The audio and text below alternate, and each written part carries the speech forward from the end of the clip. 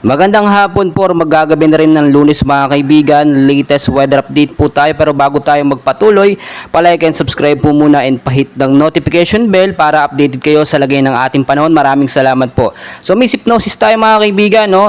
Ngayong alas 3 po ng hapon ay namataan po etong active low pressure area na may estimated pong layo na 440 kilometers east of Davao City.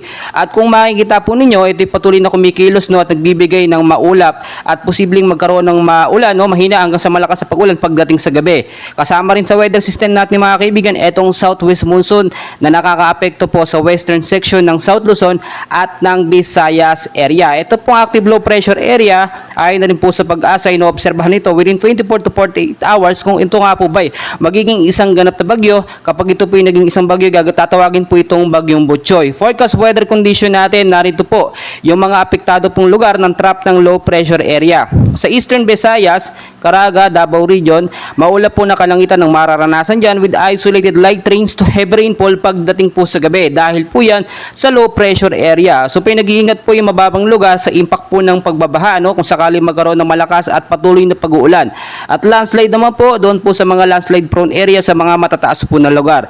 Sa area naman po mga kaibigan ng Occidental Mindoro, kasama na po ang Palawan, maulap din po na kalangitan ng nararanasan dyan ngayong hapon at asahan po pagdating sa gabi mga isolated light rains to heavy rainfall, mahina hanggang sa malakas po na pag-uulan ang posibleng maranasan dahil po sa southwest monsoon or hanging habagat. So pinag-iingat po yung mababang lugar na sa banta po ng pagbabaha, gayon din sa mga matataas na lugar, umiwas po kayo dyan, especially po yung mga landslide prone area. Samantalang sa area naman po ng Metro Manila, Western Visayas, Bataan, Cavite, Laguna, Batangas at ilang bahagi po ng Mimaropa, maulap din po na kalangitan ng mararanasan dyan at asahan ng mga isolated rain showers or thunderstorm pagdating po sa gabi, dulot naman po ng southwest monsoon or hanging habagat. So pinag-iingat sa posibleng pagbabaha, gayon din po mag-ingat sa mga landslide prone area during severe thunderstorm po mga kaibigan. Ang ilang bahagi naman ng ating bansa ay makakalanas din, no, ng maulap hanggang sa posibleng mga pag-ulan, mahina hanggang sa posibleng lumakas pagdating sa gabi dahil lamang po yan sa mga localized thunderstorm na nagbibigay ng pag-uulan